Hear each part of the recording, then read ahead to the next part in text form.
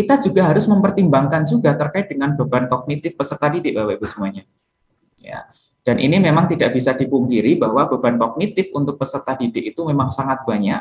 Dan ini kalau misalkan dalam suatu multimedia pembelajaran, ini terdiri dari 3 beban kognitif yang apa namanya, yang dialami oleh siswa. Dan ini memang terjadi ya pada semua siswa kita ya, pada semua anak didik kita. Yang namanya intrinsic cognitive load. Kemudian yang kedua ada German cognitive load, dan yang terakhir adalah extraneous cognitive load. Nah, terkait dengan intrinsic cognitive load di sini itu adalah suatu sumber informasi yang baru ya, yang diterima oleh peserta didik. Ya, atau materi esensial yang dari multimedia itu yang diterima oleh peserta didik.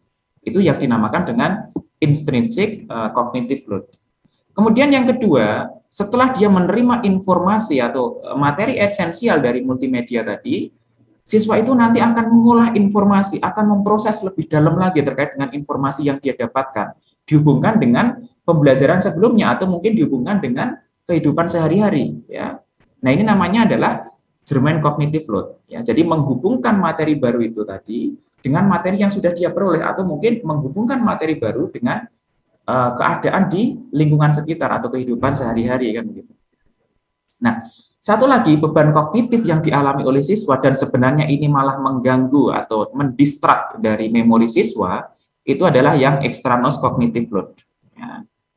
Jadi ini adalah suatu informasi yang sebenarnya tidak diperlukan dari suatu multimedia, tetapi kalau misalkan itu diberikan dalam layar multimedia, ini akan menjadi suatu extraneous cognitive load atau menjadi suatu distrak atau mengganggu dari memori yang sebaiknya digunakan untuk memahami materi. Contoh misalkan begini Bapak Ibu semuanya.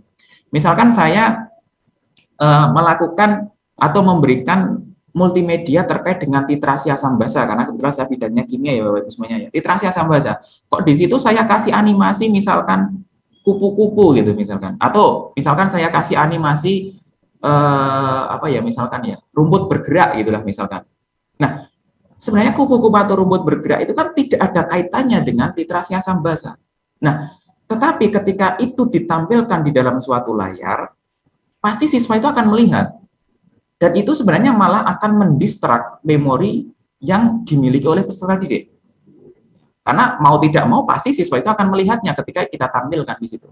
Sehingga ketika kita membuat suatu media pembelajaran, sebaiknya kita mereduksi hal-hal yang tidak penting, ya, yang kita masukkan di dalamnya. Nah, ini kadang-kadang biasanya terjadi pada guru-guru ibu-ibu biasanya, maksudnya guru-guru perempuan. Nah, biar apa namanya medianya cantik lah, saya kasih bunga atau misalkan saya kasih apa namanya animasi-animasi bergerak yang sebenarnya itu tidak ada kaitannya dengan materi. Nah, itu sebenarnya malah menjadi extraneous cognitive load.